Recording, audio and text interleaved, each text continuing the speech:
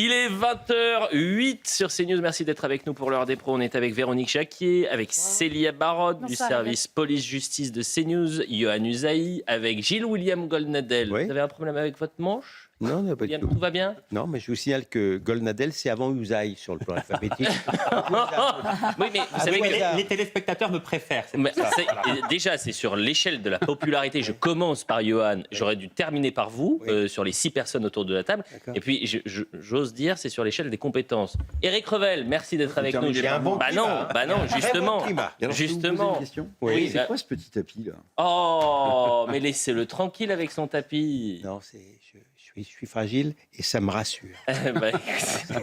Et André aussi a son André, petit tapis. monsieur le ministre, Oui, merci d'être avec bonsoir. nous, cher André Valigny. J'aimerais avoir le sourire, parler même football, vous dire qu'on va vivre une soirée historique. C'est un match extraordinaire entre 2 nations qui sont d'ailleurs amies. Il y a un lien charnel entre le Maroc et la France. Il y a un match dans le match avec Achraf Hakimi, qui est le plus grand latéral droit du monde, et Kylian Mbappé, qui sont en plus meilleurs amis dans la vie. C'est magnifique, mais malheureusement, on est contraint de commencer par cette image. Et j'ai envie de commencer par cette image et vous dire, quand vous voyez l'image que vous allez voir, qu'est-ce que vous pensez ? Qu'est-ce que vous vous dites quand vous voyez ces Champs-Élysées qui sont contraints une nouvelle fois de se barricader, Yohann Usaï ? Eh bien, je me dis que c'est le résultat de la politique de ces dernières années et de ces dernières décennies, et c'est surtout le résultat de la lâcheté de ceux qui se sont succédés au gouvernement depuis très longtemps, parce qu'ils n'ont pas eu le courage et la volonté de régler les problèmes. On aurait pu y arriver, mais comme ces responsables politiques ont fait preuve de beaucoup de lâcheté et de beaucoup d'irresponsabilité, aujourd'hui, non seulement il faudra reconquérir certains quartiers, mais il faudra aussi reconquérir la rue. C'est vous dire le défi qui est devant nous. C'est un défi qui est là aussi quasi existentiel pour la France quand on voit que au gré des festivités, des réunions parfois sportives, malheureusement, ça se transforme non pas en débordement, ce terme m'insupporte, c'est pas des débordements. Lorsqu'on pille, lorsqu'on casse, lorsqu'on agresse, lorsqu'on s'en prend aux forces de l'ordre, c'est Jérôme Fourquet employé la formule violences émeutières.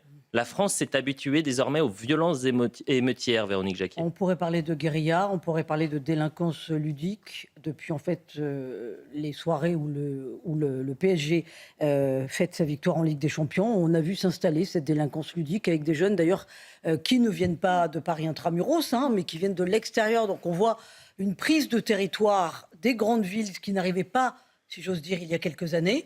Et en fait, moi, ce qui me marque, c'est que j'ai écouté des témoignages cet après-midi sur CNews, des témoignages de gens qui se préparaient à se barricader et qui disaient « Je ne reconnais plus ce pays ». Ça ne me ressemble pas, c'est pas cette France que j'ai connue il y a 20 ans. Oui, je suis obligée de faire avec, c'est comme ça.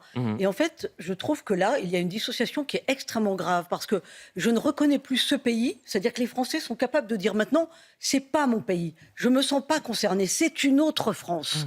Donc, il y a vraiment une France qui fait sécession et quand François Hollande parlait de partition, je pense qu'on est en plein dedans.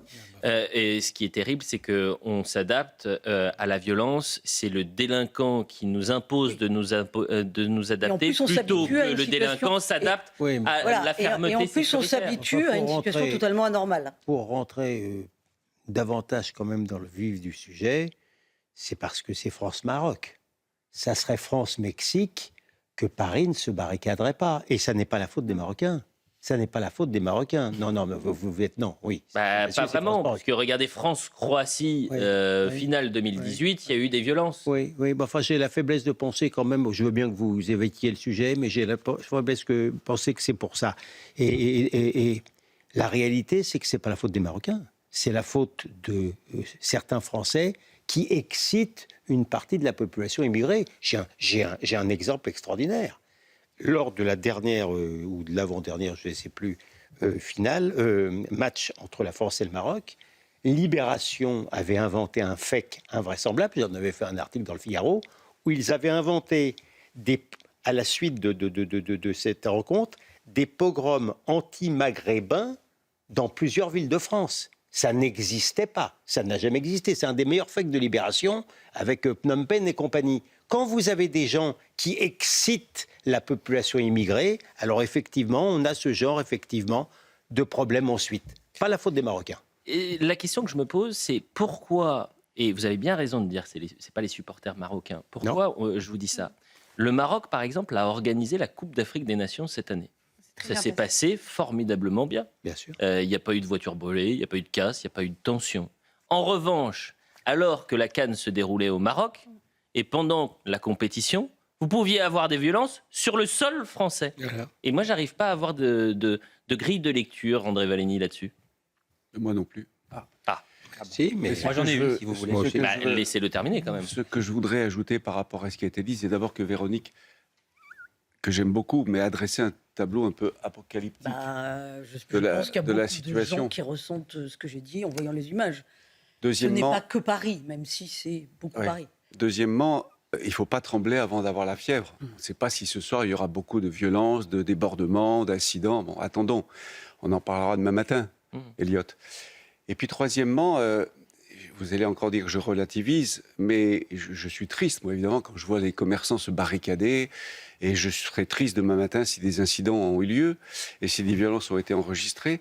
Mais je veux quand même rappeler que dans les dernières années, en Belgique, en Hollande, en Angleterre et à Naples, en Italie, des débordements violents ont eu lieu après des matchs de foot. Il y a une espèce d'ensauvagement, le mot ne plaît pas à la gauche, mais tant pis, je le dis, parce que moi, les mots ne me font pas peur. Il y a une espèce de violence maintenant dans la jeunesse en Europe occidentale qu'on a du mal à maîtriser. Et elle est liée à quoi, cette violence? Non, mais... On manque de réponse de la justice quand elle... Peut-être Célia, aussi, allez-y, Célia Barotte. On manque de réponse peut-être de la justice lorsqu'il y a ces interpellations. Lors de la dernière finale de la Ligue des Champions, on parlait de plus de 500 interpellations.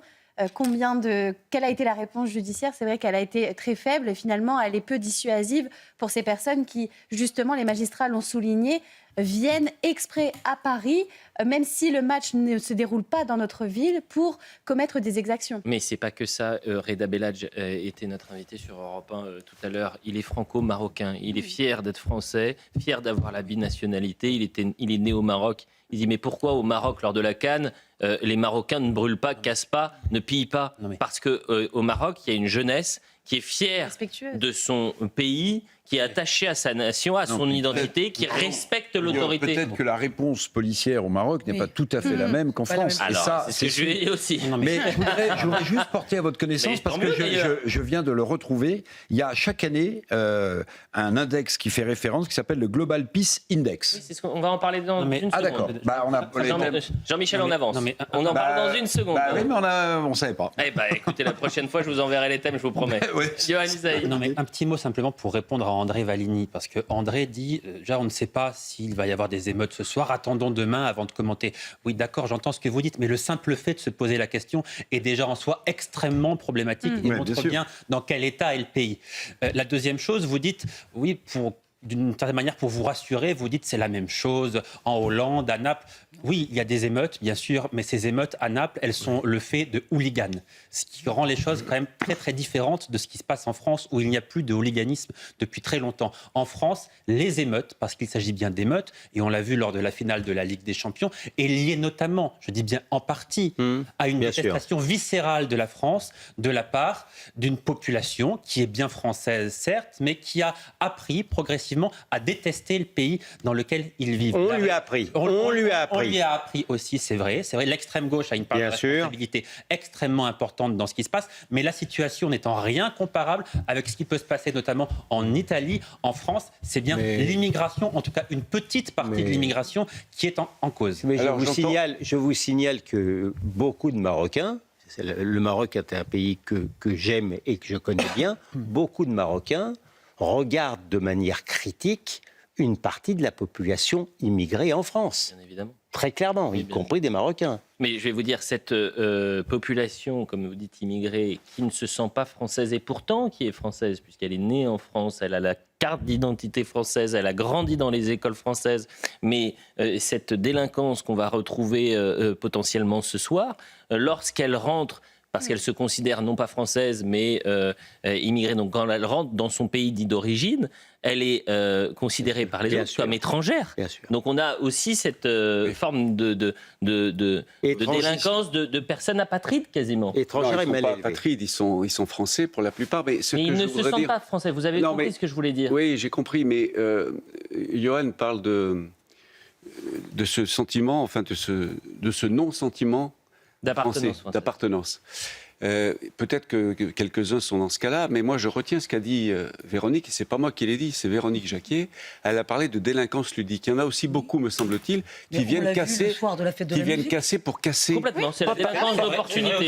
Pas par détestation de la France, parce qu'ils ont envie de casser. Pour eux, ça fait partie de la fête. Complètement. Premièrement, et deuxièmement, ce que je voudrais dire aussi, mais vous serez d'accord avec moi, il y en aura combien ce soir peut-être 1000, 2000, 3000 sur des centaines de milliers de gens originaires du Maroc qui vivent en région parisienne. Donc il y a cette petite minorité insupportable, c'est vrai souvent, qui vient casser, mais ils sont ultra minoritaires par rapport à des millions de Marocains qui vivent en France et qui seront ce soir très contents que le Maroc gagne. André, c'est bien pour ça que je commence l'émission en ne disant pas c'est l'immigration marocaine, ça n'a rien à voir. Rien à voir. On peut même aller plus loin, pardonnez-moi. Si vous discutez, ça a dû vous arriver, mon cher André, si vous discutez avec des Tunisiens, des Marocains, des Algériens qui, dans les années 60, sont venus en France, dans les années 70, et qui ont travaillé dans ce pays.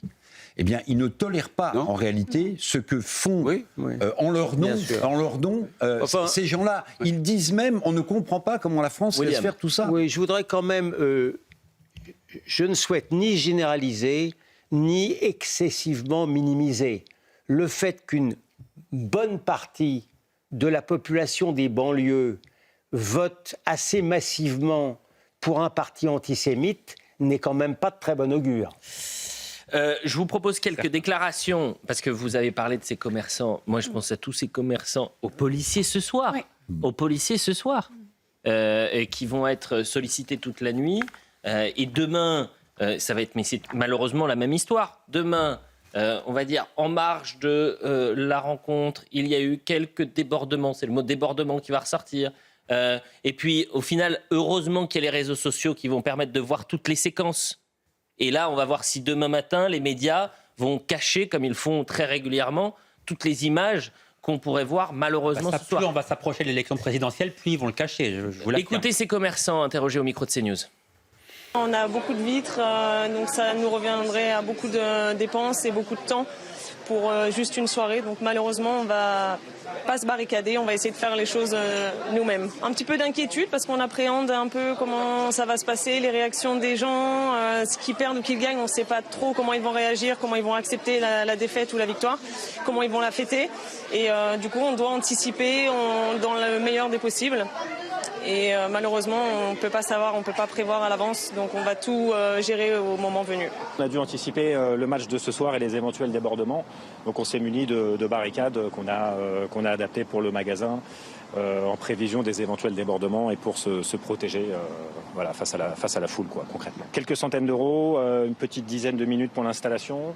Et puis, il faut quand même de la force parce que c'est lourd. En espérant effectivement que ce sera suffisant pour le match de ce soir et qu'on n'aura pas à subir de dégâts une nouvelle fois. Vous imaginez, même ceux qui seront potentiellement victimes de pillage, qui vont retrouver leur magasin saccagé, reprennent la sémantique du système politique et médiatique, débordement. Enfin, ce n'est pas des débordements. Ce n'est pas un débordement. Lorsque vous saccagez, vous cassez, vous en prenez aux forces de l'ordre. Les mots ont un sens. Ils sont dans l'euphémisme. Et le débordement, si je mets un peu trop d'eau dans mon verre, l'eau effectivement déborde. Ça n'a rien à voir. Si je vous balance le verre à la figure, Gilles William Goldnadel, est-ce que j'ai débordé ? N'essayez pas de le faire. Action-réaction. Vous avez beaucoup de réflexes. Action-réaction. Est-ce que vous pouvez rappeler aussi le dispositif de sécurité qui est mis en place ce soir ? Eh bien, il y aura une dizaine d'escadrons de gendarmes mobiles ou de CRS déployés dans Paris et sa petite couronne. L'ensemble des forces de l'ordre sont déployées dans les 3 salles de crise, nous dit-on, de la préfecture de police. Un déploiement de drones aussi pour gérer les flux et anticiper les mouvements de foule. Une présence de la police municipale. Et puis, le préfet de police de la préfecture de Paris nous a dit qu'ils interviendront de façon extrêmement ferme et rapide. La vidéosurveillance, les caméras piétons vont être aussi importantes puisqu'elles vont permettre d'apporter la preuve des infractions, notamment lors de comportements délinquants. Mais j'imagine que dans la tête des forces de l'ordre, ça doit être quasiment la dépression. J'exagère en disant ça, peut-être même pas véritablement. Pourquoi ? Parce que toute la nuit, ils vont les interpeller. Ceux qui participent au débordement. Ils vont les interpeller. Ça se trouve, ils vont interpeller les mêmes qu'ils ont interpellés il y a 3 semaines. Et puis, si à la fin de la garde à vue, ça a été compliqué, ils vont être relâchés. Et puis, s'ils passent en comparution immédiate, ça va être la même rengaine. Combien vont se retrouver derrière les barreaux? Quand est-ce qu'on va mettre en place le fameux, c'était quoi? Tu casses, tu payes. Quand est-ce qu'on va peut-être revenir Tu casses, tu répares. Tu casses, tu répares. Bon, écoutez, on va voir. Il est 20h23, je vais juste vous proposer 2 déclarations après la pub et ensuite on passera à un autre sujet. Et vive l'amitié franco-marocaine. Mais évidemment, vive l'amitié du fond du cœur. Et ça va être un très beau match. Et nous en parlerons en fin d'émission parce qu'on va soutenir Kylian Mbappé qui est attaqué par cette sénatrice paraguayenne. Ah oui, qui est insupportable. Il a du mot à se faire. Elle a même demandé à son avocat de l'extrader. J'aimerais pas être à sa place. La sénatrice demande l'extradition d'Mbappé. Non, mais c'est quand même incroyable. C'est dingue. Grand soutien à Kylian Mbappé ce soir. Bien sûr.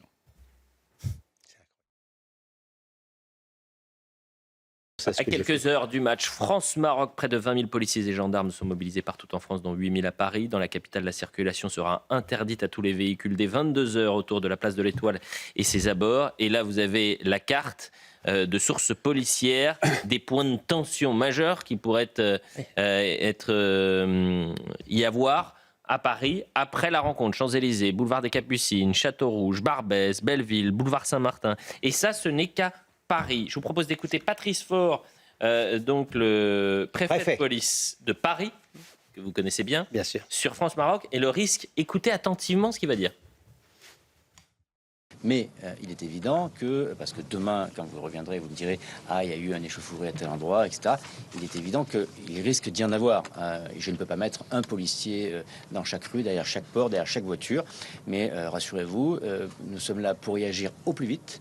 Nous sommes mobilisés. Les policiers et les gendarmes qui sont déployés sur le terrain sont des gens de très grandes compétences, qui sont extrêmement mobilisés. Et nous interviendrons, comme l'a demandé le ministre de l'Intérieur, de façon extrêmement ferme et extrêmement rapide. Et je le dis aussi, la vidéosurveillance, etc.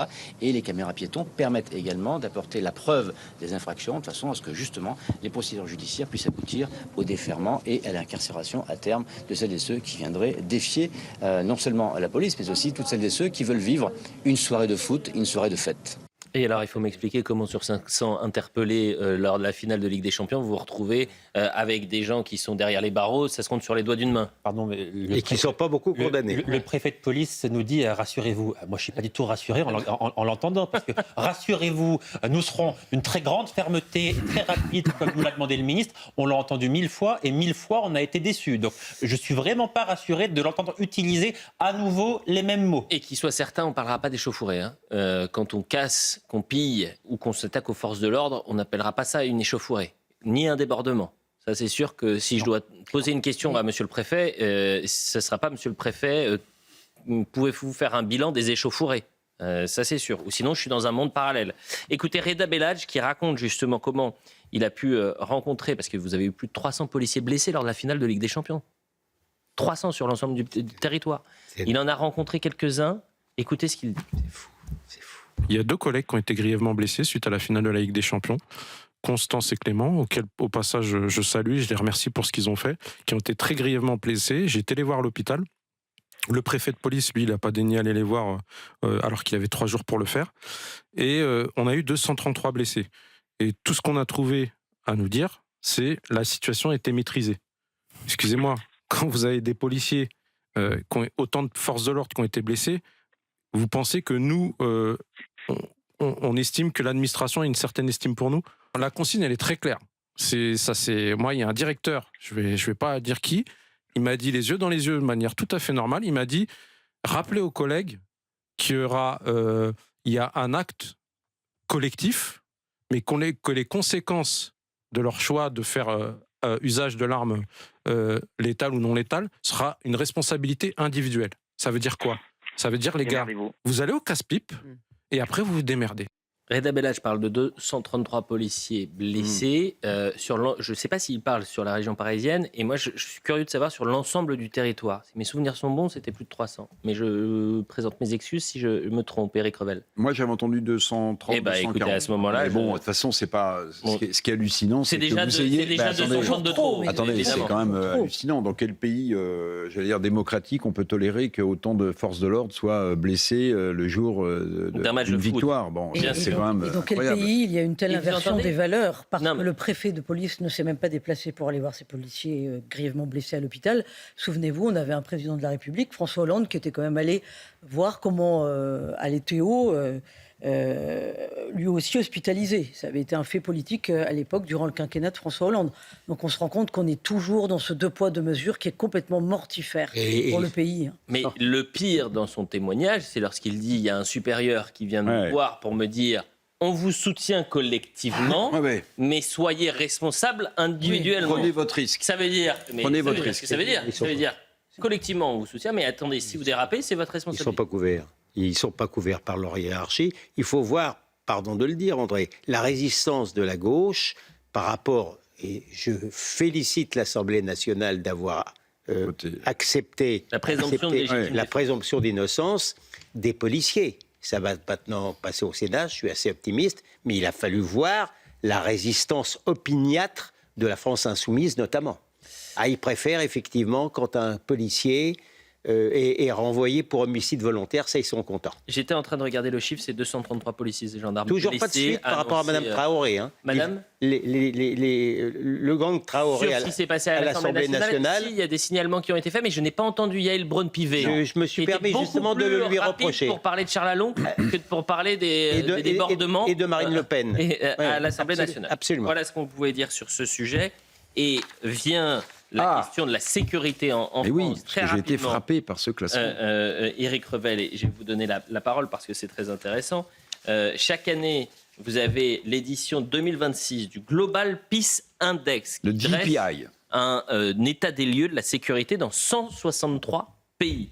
Si l'Europe reste la région la plus paisible, la France est à la peine. Elle se place à la 99e place sur les questions de sécurité entre la Tanzanie et le Gabon. Alors on pourrait se dire, ouf, on est dans le top 100. Voilà, on est dans le top 100. En 1, c'est l'Islande, la Nouvelle-Zélande, ou encore la Suisse. Slovénie, Irlande. Alors, comment expliquer un tel score, Éric Revel? Très rapidement, parce que peut-être que ça ne parle pas à tout le monde. La situation se dégrade. Alors, il n'y a pas que le critère de la sécurité. Il y a aussi si le pays est en guerre ou pas en guerre. Mais ce qui veut dire que la pondération de la sécurité dans le classement, il est très fort pour la France, puisque nous sommes un pays en paix depuis quand même très, très longtemps.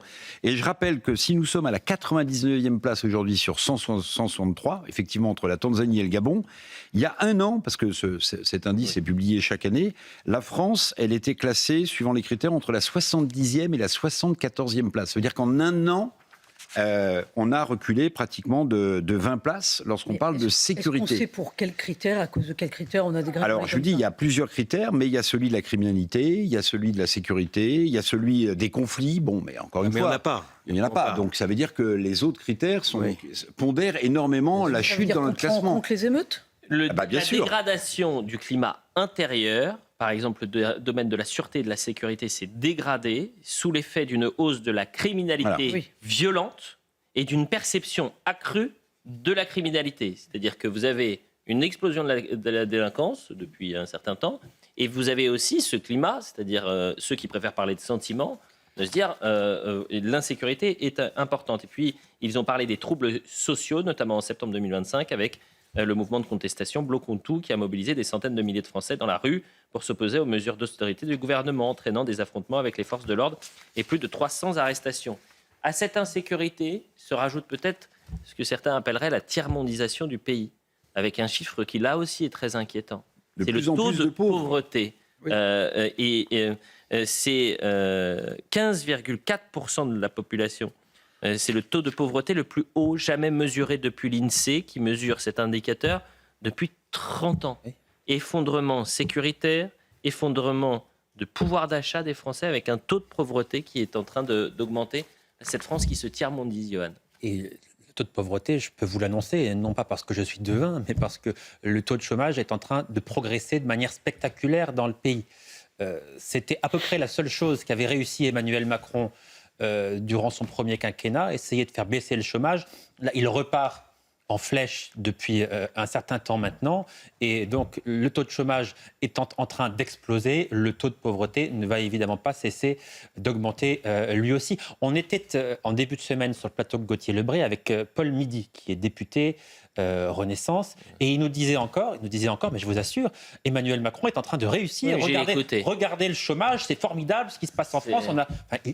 Ils n'ont toujours pas accepté la réalité de la situation en France. J'ai écouté cet entretien absolument passionnant de Monsieur Midi, qui était parfaitement connecté incroyablement au réel.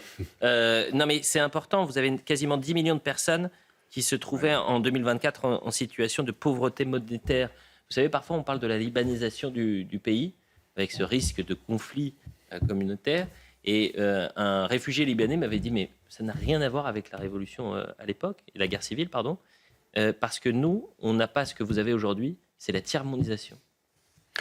Oui, alors moi je mets en relation ce taux de pauvreté qui augmente, et c'est dramatique, avec l'accroissement indécent des fortunes des gens les plus riches.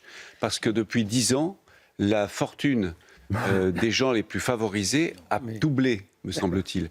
Les gens qui ont beaucoup Vous y voyez un rapport de cause à effet? André, c'est pas le sujet. J'ai pas dit qu'il y avait un rapport. Je peux terminer, chère Véronique? Oui. Ne commencez pas. Je ne vois pas un rapport de cause à effet. Je dis simplement que pendant qu'il y a de plus en plus de gens qui sont pauvres, il y en a d'autres, très peu nombreux, qui sont de plus en plus riches. Donc il y a un problème de redistribution dans ce pays, c'est évident. Non, alors il y aura toujours. C'est un pays. C'est le riche. Non, Je peux m'exprimer. On parle d'un des pays les plus fiscalisés du monde. Il y aura toujours des riches, et même des gens de plus en plus riches, et tant mieux, parce que... Qu'ils soient de plus en plus riches. Non, mais ce sont les riches qui font que les gens travaillent et qu'il y a peut-être un peu moins de pauvreté. On le voit. Et il y aura malheureusement toujours des pauvres. Qu'est-ce qui fait qu'un pays ne se tiers-mondise pas? C'est qu'il arrive à garder une classe moyenne qui est consistante. Or, on voit dans notre pays la disparition de la classe moyenne. Et je rappelle que le seuil de pauvreté, c'est 1 288 € par mois, et que depuis 2017... il y a 1 million de personnes en plus. C'est-à-dire quand Emmanuel Macron a été élu en 2017, c'était 9 millions de gens. Aujourd'hui, c'est 10 millions de gens. Et je rappelle que ça n'a jamais été une priorité politique. Voilà pourquoi nous en sommes où nous en sommes. Éric Revel. Cher André, je rappelle juste qu'il y a de moins en moins de riches en France parce qu'ils taillent tous la route. Parce qu'ils taillent tous la route pour éviter les impôts et la fameuse taxe Zuckman que la gauche va nous ramener. Oui. Puis je vais vous donner deux petits exemples. En termes de pouvoir d'achat, les Français, on est passé derrière les Pays-Bas. Il y a 30 ans, le revenu moyen français, c'était 80% du revenu polonais. Aujourd'hui, les Polonais sont en train de nous rattraper. C'est-à-dire qu'il y a un appauvrissement des salariés français qui est absolument incroyable. Et c'est pas parce qu'il y aura moins de riches, André. Pardon, non mais un mot rapidement, parce que vous dites la tiers-mondisation de la France. Mais comment voulez-vous qu'on ne se tiers-mondise pas si on accueille volontairement une partie du tiers-monde? Mais c'est ce qui est en train de se passer en France. On accueille une partie du tiers-monde avec une immigration qui est très largement subie et non pas choisie. Nous faisons venir une population dont on sait qu'elle va nous coûter extrêmement cher. La réalité est celle-ci. Si on passe à côté de ça, on passe à côté du problème principal. Parlons politique à présent et judiciaire. On en parlait déjà hier, puisqu'on a bien compris, on pensait que cette campagne présidentielle était lancée et qu'on pouvait mettre de côté le tempo judiciaire. Patatras, la nouvelle boussole s'appelle la Cour de cassation. Il y a eu un communiqué hier. Et en écoutant le procureur général près de la Cour de cassation, Rémi Heitz, on l'a bien, et là c'est quasiment affirmé,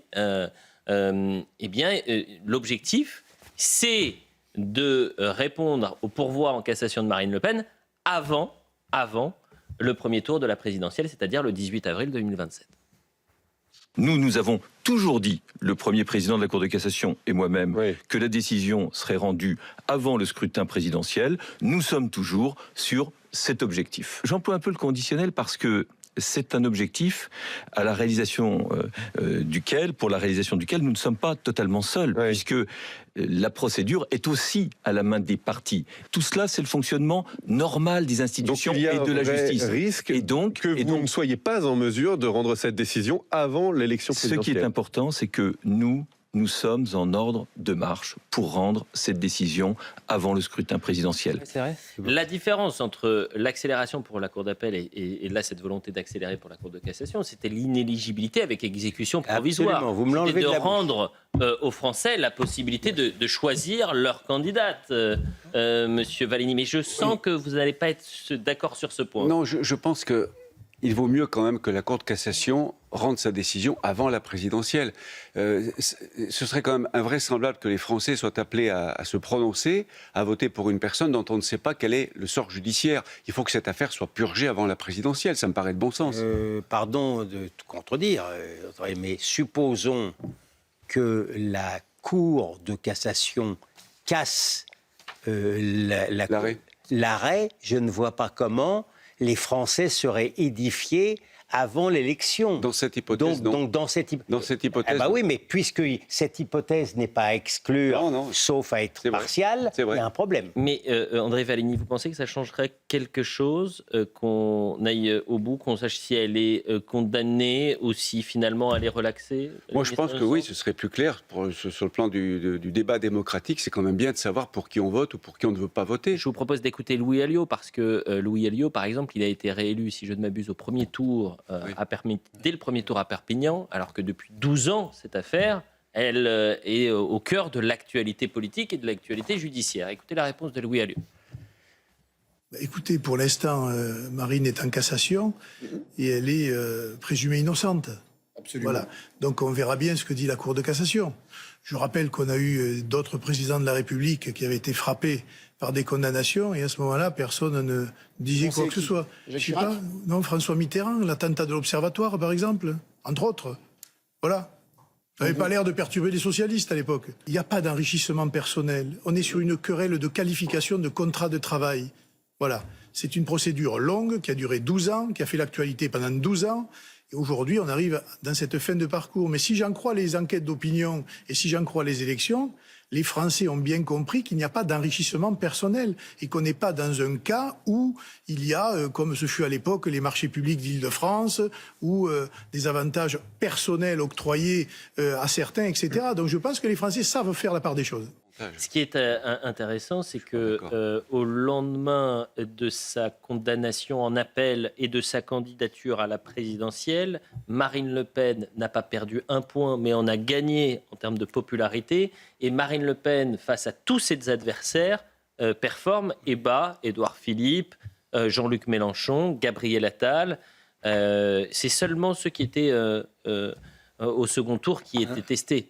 Un détail. M. Glucksmann ou M. Hollande n'ont pas été testés. Oui, non, mais vous savez, les sondages, un an avant, Balladur était élu, Raymond Barre était élu. Enfin, un an avant, les sondages se trompent à peu près tout le temps. C'est une photographie de l'instant, vous avez entièrement raison. Un détail pittoresque quand même. Hier, Le Figaro annonçait effectivement les 40% de Marine Le Pen dans le cadre d'un sondage, nonobstant, encore une fois, la condamnation en appel. Et figurez-vous qu'aujourd'hui, au débat de midi de France Inter, quelle était la question ? Faut-il interdire les sondages ? J'ai vu avec un seul...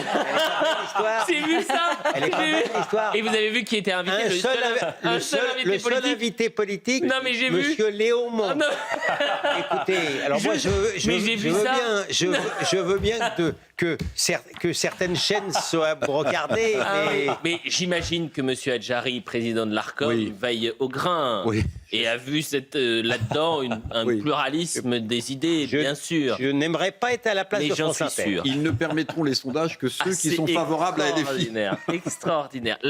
Autre sujet, mais ça reste un sujet judiciaire. La Cour européenne des droits de l'homme a décidé d'étudier le recours de l'ex-président de la République contre sa condamnation dans le dossier Paul Bismuth. Et je parle de Nicolas Sarkozy, définitivement condamné en 2023 pour corruption et trafic d'influence à 3 ans de prison dont un ferme sous forme de surveillance électronique dans l'affaire des écoutes de Bismuth.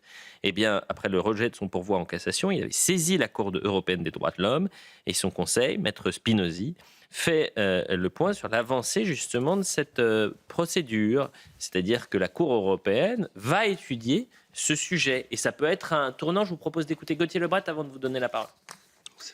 Il y a quand même quelque chose qui s'est passé en France qui est vraiment scandaleux. On a écouté un client et son avocat, et de là est partie l'affaire dite Bismuth, l'affaire des écoutes. Et évidemment, s'il n'y avait pas eu cette écoute entre Nicolas Sarkozy et son avocat, il n'aurait pas été condamné dans ce dossier pour une intention. Encore une fois, à chaque fois qu'on condamne Nicolas Sarkozy, c'est pour une intention.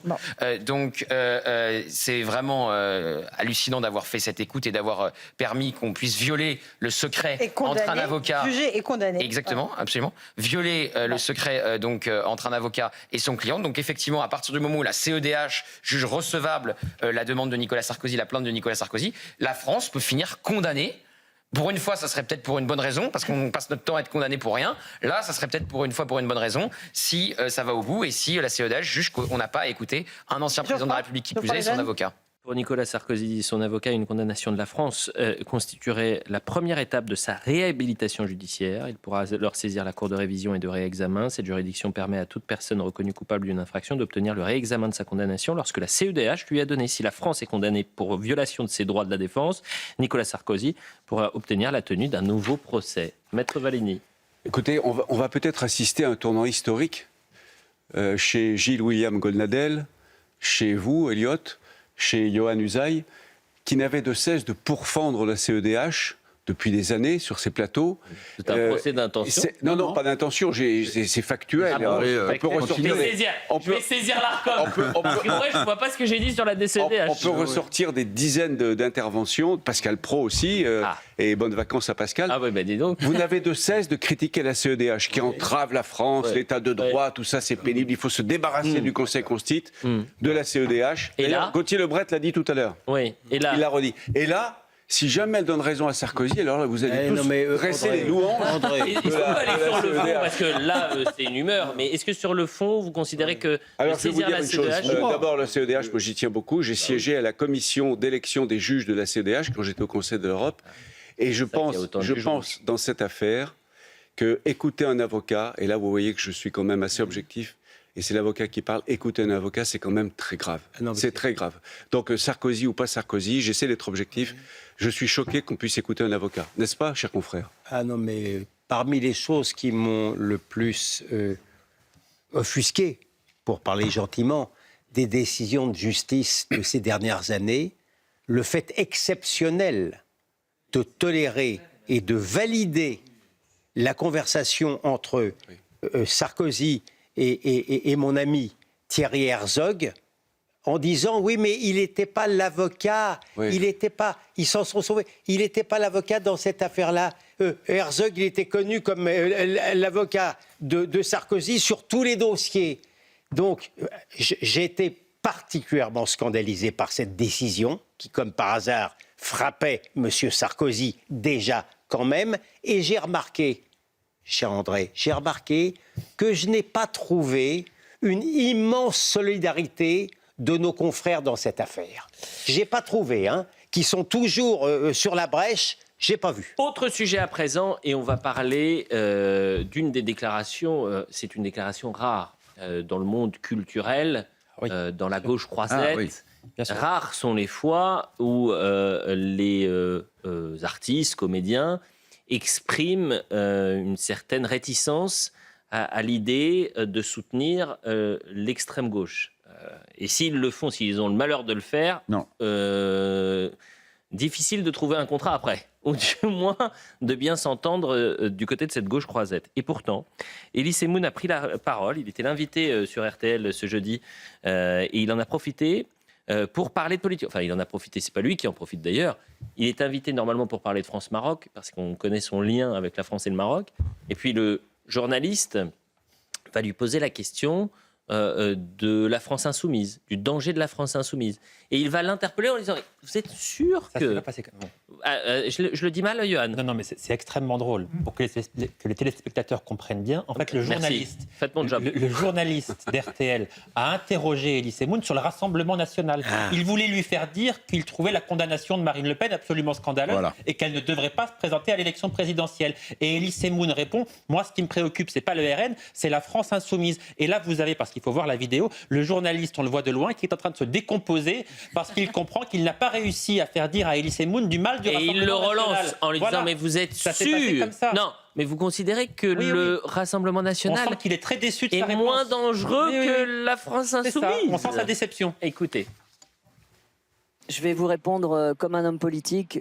Je suis surtout un imposant à LFI. Je suis vraiment désolé pour les auditeurs qui nous écoutent et qui m'aiment bien. Mais là, franchement, je ne peux pas supporter cet antisémitisme affiché. Donc j'ai vraiment beaucoup de mal avec ce parti. Vous dites ce matin, vous trouvez la France insoumise plus dangereuse que le Rassemblement national? Oui. Écoutez, oui. Oui. S'il faut répondre à votre question, et je vous réponds sincèrement, j'ai vraiment peur du bordel organisé par LFI. Pour moi, c'est pas c'est pas une démocratie, quoi. Ça ressemble pas à une démocratie. Vous dites, William Goldnadel, que la France insoumise serait plus dangereuse que le Rassemblement national? Oui. Vous êtes sûr de vous? J'oserais le Vous m'inquiétez, William Goldnadel. J'oserais le suggérer, et je vais un petit peu personnaliser aussi. On ne peut pas exclure non plus que, compte tenu des origines d'Elie Moon et compte tenu de l'antisémitisme actuel en France, qui est sans aucune retenue et sans grande condamnation médiatique et artistique, M. Elie Moon est tenu un petit peu à personnaliser, et je l'en félicite.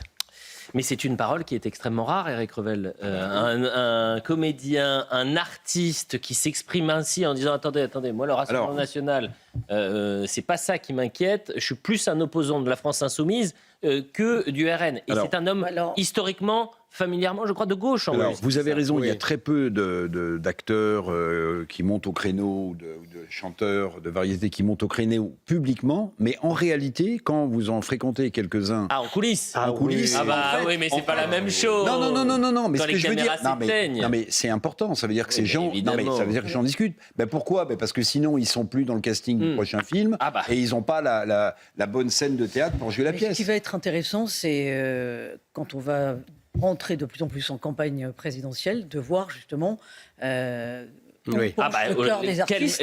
Quels sont les masques qui vont tomber? Ici, de ce côté-là, il y a des prises de guerre pour le Rassemblement national. Parce que pour l'instant, il n'y en a pas. Et souvenez-vous de Doc Gynéco, il avait payé chèrement l'addition quand il avait... C'est pas forcément une bonne chose de prendre parti quand moi, j'ai besoin que les choses soient claires. André Valigny, par exemple, vous considérez que la France insoumise est plus dangereuse que le Rassemblement? J'essaie d'avoir le même tempo que le journaliste d'RTL, excellent. Je n'ai pas envie de choisir entre les deux. J'espère qu'on n'aura jamais à choisir entre les deux. Si vous deviez choisir. Mais je ne veux plus répondre à cette question. Vous aviez déjà répondu à cette question? Oui, à Pascal Praud une fois. Mais je me souviens plus de la réponse. Et pourtant, je l'écoute religieusement. J'ai oublié la réponse, André. Et il avait dit quoi? Et je ferai tout pour qu'on n'en arrive pas là. Quoi. Alors, vraiment éviter ça. Puisqu'on parle des artistes, des personnalités, et je vous disais, cette semaine, c'est vrai que le temps politique a fait qu'on n'a parlé que de Marine Le Pen. Mais il s'est passé un fait majeur, c'est que l'eurodéputé Rima Hassan était au tribunal pour apologie du terrorisme. Ça d'ailleurs était dans des conditions toutes particulières. Il y avait une manifestation au pied du tribunal. Mais là, on ne parle pas de l'état de droit, on ne parle pas de l'extrémisme, etc. Bref, d'ailleurs, ce procès a été reporté. Bien sûr. À une date ultérieure. On n'est plus à 3 mois près, bien sûr. Mais donc, elle sera toujours jugée pour apologie du terrorisme. Je rappelle qu'elle a quand même publié sur son compte X une citation attribuée au terroriste Kozo Okamoto, ancien membre de l'armée rouge japonaise ayant participé à l'attentat de l'aéroport de Lod en Israël en 1972, qui a tué 26 personnes au nom de l'organisation terroriste Front Populaire de Libération. Vous avez 200 personnalités, et pas des moindres, 200 personnalités qui ont signé une tribune, notamment Madame Taubira. Vous étiez proche de Madame Taubira ou pas? Bon, il y avait Madame Taubira, l'ancienne garde des Sceaux, c'est pas n'importe qui. Monsieur Benjamin Biolay, puisqu'on parle des artistes. Benjamin Biolay, proche de François Hollande, qui signe en soutien à Rima Hassan. Non au délit de Palestine, plus de 200 personnalités apportent leur soutien à Rima Hassan, jugé pour apologie du terrorisme. Je vous lis juste le premier paragraphe. Le 7 juillet, c'est de la tribune, Benjamin Biolay, l'une des voix les plus emblématiques du mouvement de solidarité avec la Palestine, députée européenne d'opposition, comparaîtra devant la justice pour apologie du terrorisme. Son crime, point d'interrogation, avoir publié sur son réseau social X une citation rappelant un principe pourtant inscrit au cœur du droit international, le droit des peuples à résister à la colonisation et à l'occupation de leur territoire par une armée. Non, mais ces gens-là mentent. Ces gens-là sont d'abord des menteurs parce que ce qu'on lui reproche, c'est d'avoir exposé effectivement la photographie de ce terroriste japonais qui a assassiné à l'aéroport de Lod et des juifs et des pèlerins chrétiens. Pour 26. Parmi les signataires, vous avez Madame Taubira. Ne vous étonnez pas que Madame Taubira est exclue de sa loi contre l'esclavage, l'esclavagisme arabo-islamique, qui est infiniment encore plus cruel et ancien que l'esclavagisme transatlantique. Vous avez effectivement Monsieur Biolay, qui est d'une certaine manière effectivement le summum, le sommet de la bassesse artistique, et vous avez également Gallagher-Fenwick, qui est à part ça, qui est un journaliste qui s'exprime sur le conflit du Proche-Orient sur une chaîne concurrente. Non mais pardon. Gauthier Lebret va nous rejoindre sur le plateau. Ça fait 4 minutes qu'il attend derrière la caméra. Il m'envoie un nombre de messages en me disant tu me dis de venir et je viens pas. Gauthier, je vous présente mes excuses. J'aurais dû vous annoncer avec... Voilà, ça se fait d'annoncer Gauthier Lebret, mon arrivée. bonsoir. Ravi de vous retrouver. Revenons... bien sûr. Réfraction. Attendez, est-ce que vous pouvez ressortir? Je vais mettre un tapis rouge pour vous, cher. Mais il n'y aurait rien de trop. Merci. Ça n'a rien d'excessif. J'aimerais dire un mot quand même sur Rima Hassan. Je ne sais pas si elle sera condamnée pour apologie du terrorisme, mais ce qui est sûr, c'est qu'elle soutient des terroristes. Et là, il n'y a pas de débat là-dessus. Elle est allée jusqu'en Jordanie manifester son soutien à Ismaël Haniyeh, le leader du Hamas, qui a été anéanti, heureusement, par Tsahal. Elle est allée jusqu'en prison visiter Georges Ibrahim Abdallah, qui a été condamné pour avoir participé à l'assassinat de 2 diplomates sur le sol français. Donc, elle soutient des terroristes. Ça ne fait pas débat. Oui. Et donc, compte tenu de ce que je viens d'énoncer, qui est vérifié, je m'étonne que... Rokhaya Diallo a signé, par exemple. Je m'étonne que des personnalités puissent signer une tribune en soutien à une personne qui soutient des terroristes. Mais le plus scandaleux, c'est qu'il n'y ait Adèle Haenel. Oui, Adèle Haenel. Mais ça, c'est... Le plus scandaleux, c'est qu'il n'y ait pas scandale. Bien sûr. Mais personne n'en a parlé. Personne. Voilà. Silence médiatique. Mais c'était le même... Alors, c'était 24 heures avant... le procès de Marine Le Pen. Ah oui, sinon ça aurait changé. Pareil. Sinon effectivement, on aurait... Ça aurait fait la une. Ah oui. Vous avez vu que je suis très attentif à ce que vous puissiez avoir la parole aujourd'hui. Oui. Très attaché à je suis très sensible. Il y a une signature qui m'a un peu étonné, même si je savais qu'il était de gauche, c'est Nicolas Mathieu, l'écrivain, qui est le compagnon de Charlotte Casiraghi, la fille de la princesse Caroline de Monaco. Ah oui. Voilà, c'était juste pour le côté people mais de la soirée. Mais ce qui est hallucinant, c'est le mensonge, de faire croire que c'est parce qu'elle est pro-palestinienne qu'elle va être condamnée, alors qu'elle a fait l'apologie d'un terroriste qui a tué plusieurs personnes. C'est une folie, en fait. Et des pèlerins catholiques. Alors, il nous reste 3 minutes et avant d'avoir le match. Non, le menu de 100%. On va faire le before. On va faire le before du match. Est-ce que vous voulez parler d'Mbappé et de cette sénatrice qui l'attaque en permanence, ou est-ce que vous voulez parler de ce cocktail au ministère concernant la fin de vie? Mais on en a beaucoup parlé ce matin et d'ailleurs ça a été reporté. Oui, ça a été reporté. Le CESE a reconnu une maladresse. Heureusement. Voilà. C'est pas une maladresse. Non, ils prennent les gens pour des imbéciles et en fait le ministère s'est un peu déchargé, si j'ai bien compris, sur le CESE. Puisque dans le mail d'invitation, je rappelle, pour marquer la fin du long travail législatif autour du texte sur l'euthanasie, qui ne dit pas son nom, le ministre délégué en charge des relations avec le Parlement, Laurent Pagnefou, a lancé des invitations aux membres de la Convention citoyenne sur la fin de vie. Donc, le CESE parlait de cocktails festifs, si mes souvenirs sont bons. Il y a une solution aussi. Oui, on supprime le CESE. Voilà, on supprime le CESE. Écoutez, pourquoi pas. Je pense que supprimer le CESE, c'est pas mal. Tu supprimes le cocktail, tu supprimes le CESE, voilà, hop. Oui, cocktail de célébration. Voilà la formule qui était employée par le CESE. C'est un cocktail qui avait lieu au ministère. Oui.